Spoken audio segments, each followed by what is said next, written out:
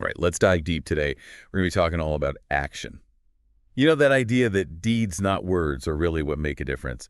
You sent over some really interesting stuff for this deep dive, including this transformative action guide.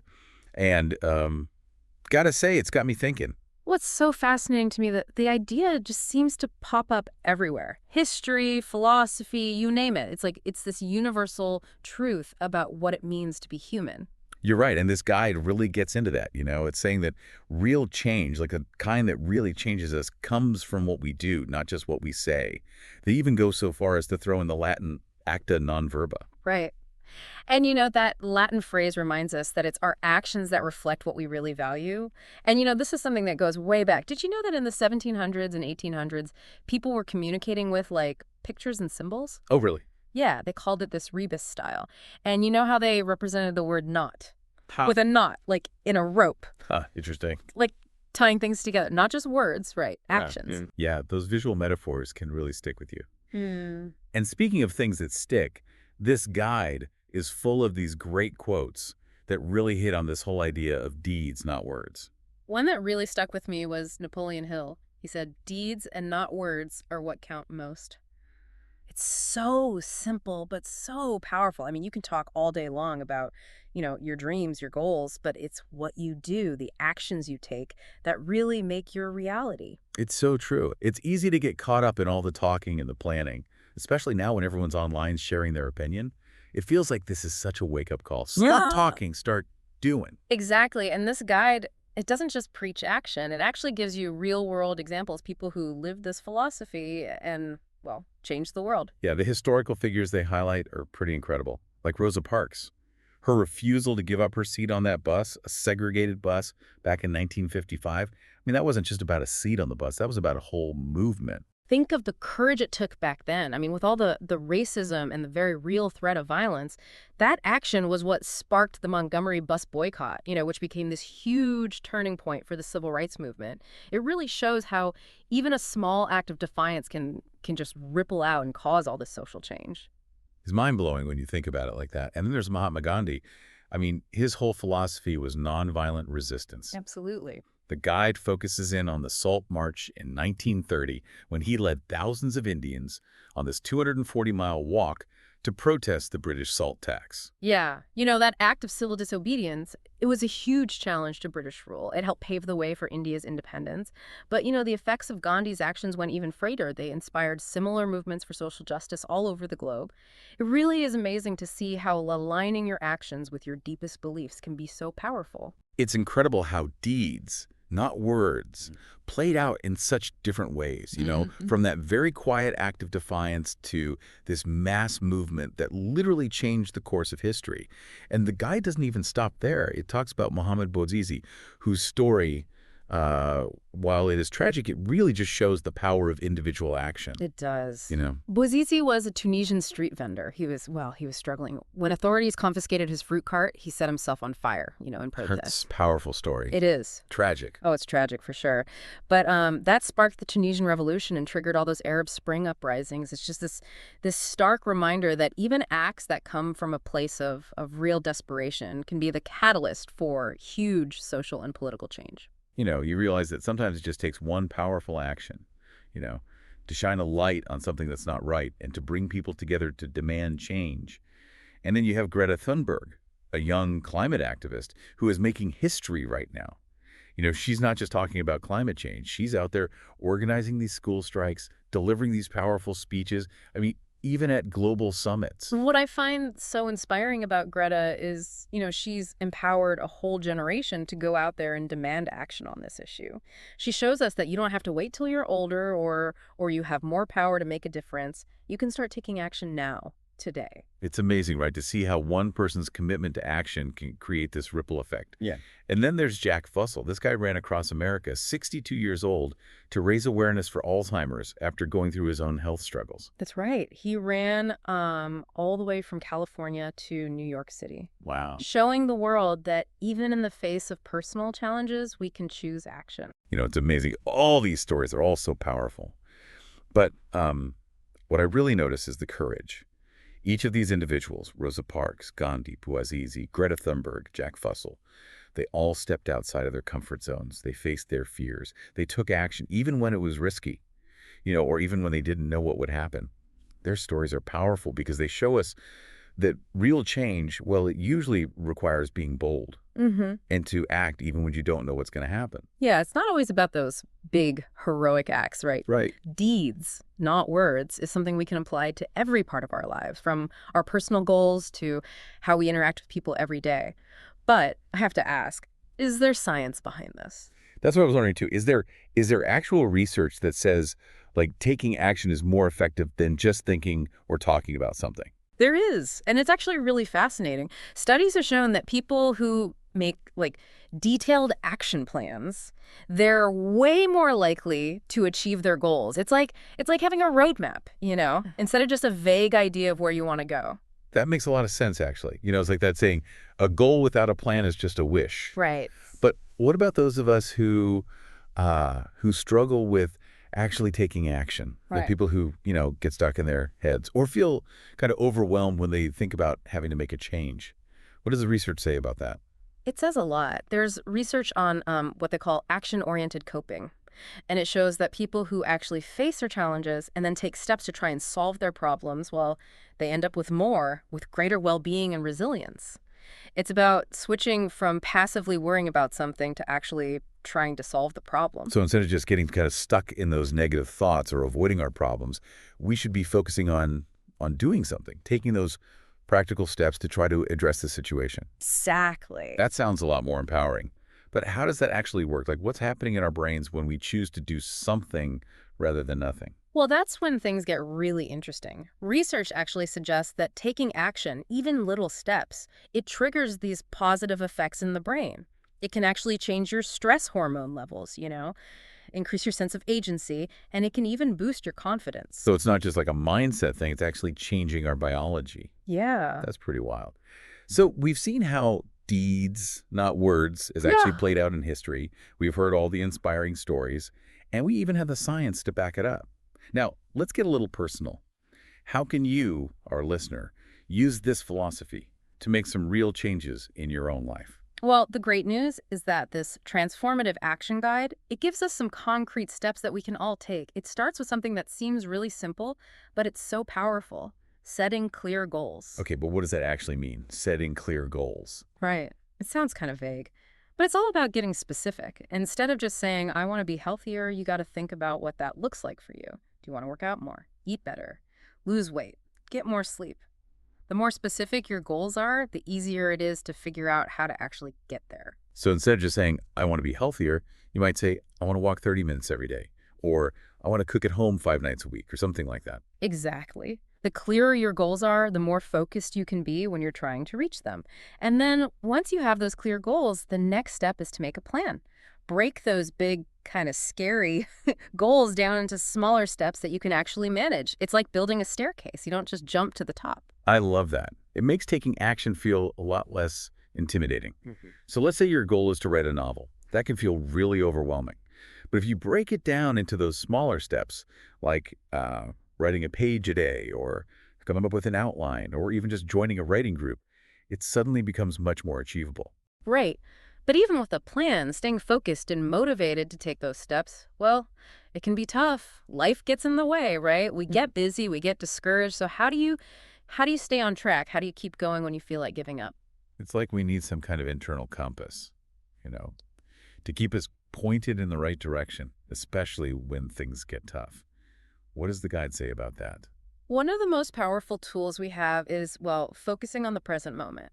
You see, when you dwell on the past or you're worrying about the future, it can really drain your energy and make it harder to actually do anything.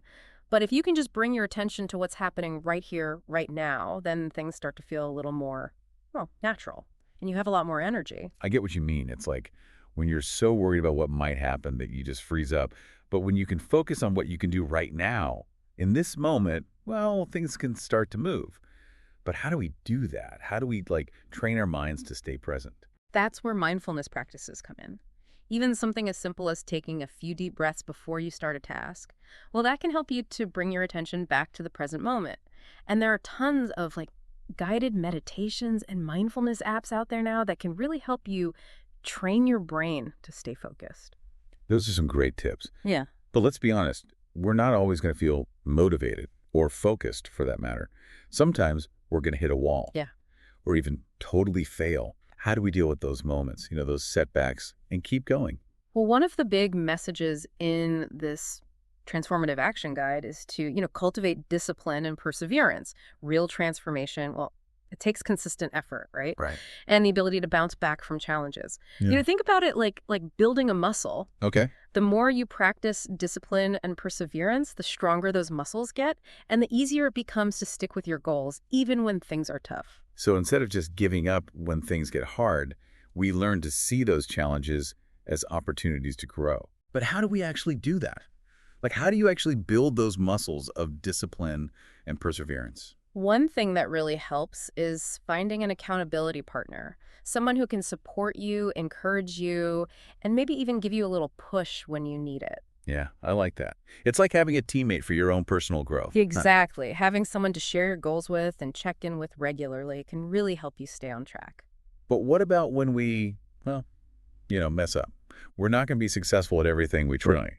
So how does deeds, not words, handle failure? It encourages us to look at it as a learning opportunity. Okay. Each time we stumble, we get this feedback, and that can help us adjust, try again. That's a great way to look at it. So we're not just taking action, we're learning and adapting as we go. It's all part of the process. Exactly. Remember, everyone who's ever succeeded, well, they've all failed too. It's part of the journey. Embrace the stumbles, learn from them, and keep moving. So far, we've talked about setting clear goals, making plans, focusing on the present moment, and cultivating discipline and perseverance. We've even learned to see failure as a good thing. Is there anything else we can do to make this deeds, not words philosophy actually work for us? Like, are there any external factors we can adjust to help us succeed? You're really thinking about this the right way. The guide also talks about how important it is to surround yourself with the right people. Oh, okay. The people we spend time with have a huge impact on our thoughts, feelings, actions. That makes sense. If you're always around people who doubt you or bring you down, it can be really tough to stay motivated. It's like we need to build a support system for our goals, a network of people who believe in us and, encourage us to take action. But how do you actually find those people? Well, look for groups or communities that align with your values, your goals. Connect with people who inspire you and people who are also working on themselves. And sometimes you might need to distance yourself from some relationships that drain your energy. That's really good advice. But sometimes, even with all the support in the world, it's hard to stay motivated when things are tough, We can get so focused on the end goal that we forget to look back and see how far we've come. You're so right. It's easy to get stuck in that always striving mindset. That's why the guide really emphasizes celebrating your progress, even the small wins. Oh, I like that. It's like giving yourself a pat on the back and acknowledging all the effort you've put in. Why is that so important? Because, well, celebrating those little wins creates this positive feedback loop that makes you more likely to keep going. I see. It's like you're training your brain to connect action with good feelings, which just makes you more likely to keep taking action in the future. This has been such a great deep dive so far. We've really explored this idea from every angle, the history, the science, and even some practical steps to take. I'm feeling pretty fired up, ready to start putting all of this into practice. Me too. It's one thing to talk about the power of action, but it's something else entirely to experience it. That's what I hope our listeners are feeling right now, inspired to take that first step. But before we move on, I want to leave you with something to think about. Hmm. What's one specific action that you can take today to really live this deeds, not words philosophy? It doesn't have to be anything big. It could be as simple as making a phone call or writing in your journal or just taking a walk outside. What matters is that you do something. Move from thinking to doing. Remember, it all counts. So until we meet again for part 2, may your actions speak volumes. Welcome back to our deep dive on deeds, not words. I'm really enjoying this, exploring how to make this idea something real, something you can use to make a change. Yeah, me too. It's been awesome going deep on the history and the science behind all this and how we can use it in our own lives.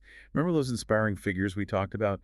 Man, their stories are just like powerful reminders that we can change the world. For sure. And in the last part, we even learned about those steps, from that transformative action guide.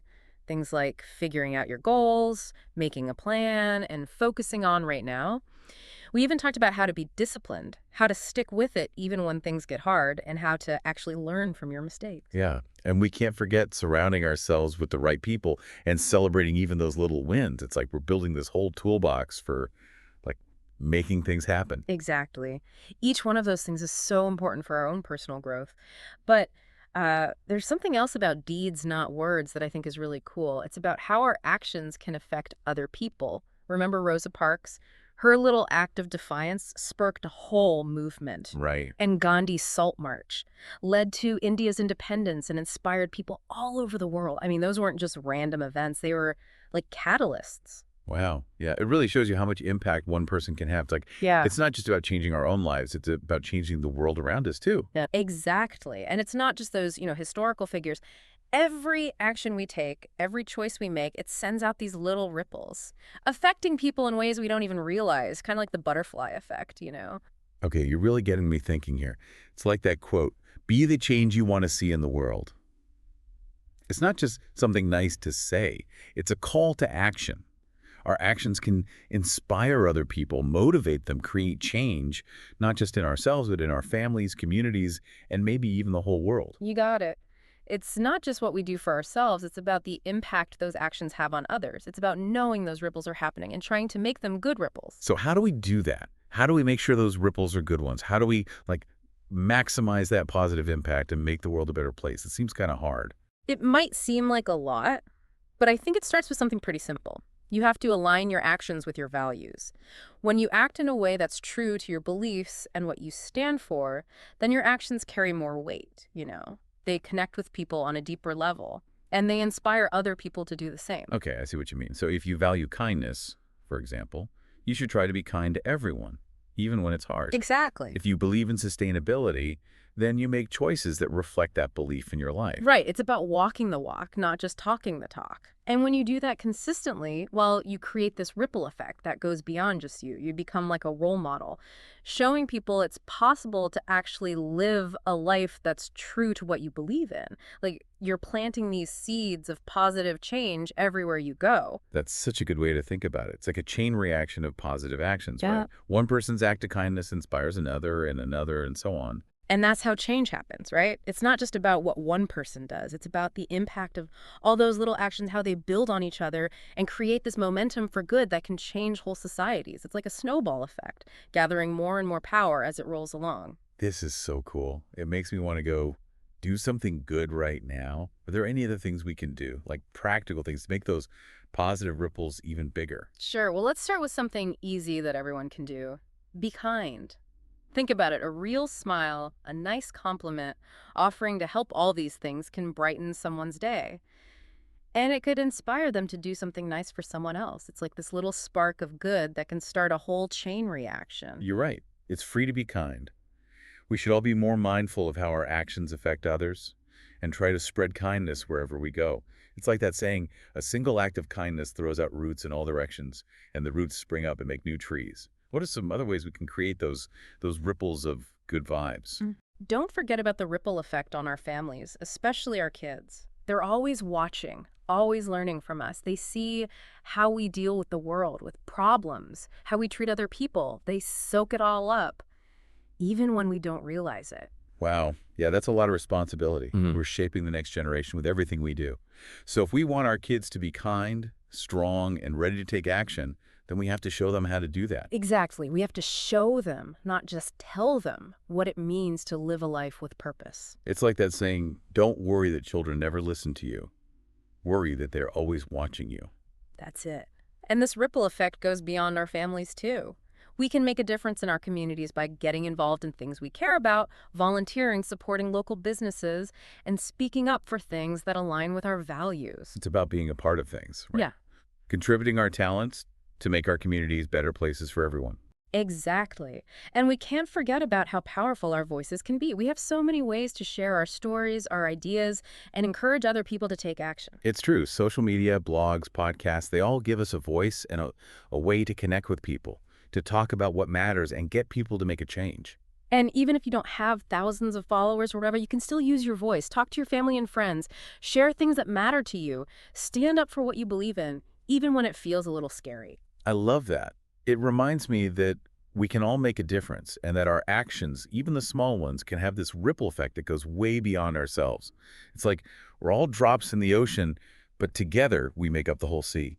It is, and that really is what Deeds Not Words is all about. It's not just about what we do as individuals, it's about the impact of all our actions together. It's like all those ripples come together to make this giant wave of change. So as we start wrapping up this part of our deep dive on deeds, not words, I want you to think about the ripple effect of your own actions.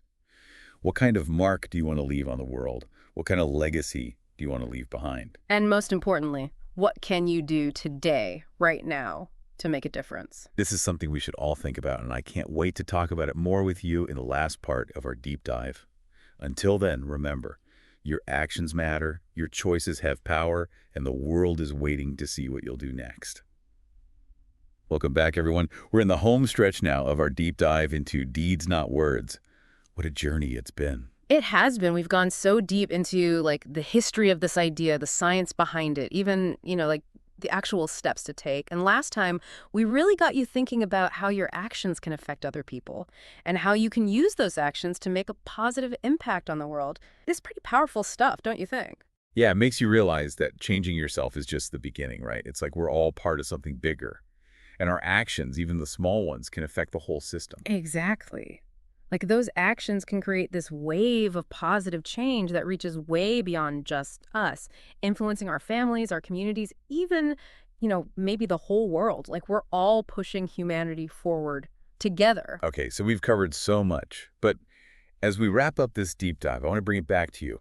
You've heard all the stories, you've learned the science, you've even gotten some practical tips. Now, what are you going to do with it? That's the question we should all be asking ourselves right now. What's one thing, big or small, that you can do today to really live this deeds, not words philosophy? Maybe it's finally starting that project you've been putting off, or having that tough conversation you've been avoiding, or even just being a little kinder to yourself and to other people. What's one step you can take right now to turn that intention into action? Action is like the bridge that gets you from where you are now to where you want to be. It's the engine that makes change happen. And, it doesn't have to be a huge dramatic thing. Even taking little steps can lead to big changes over time. As you're taking those steps, remember that ripple effect we talked about.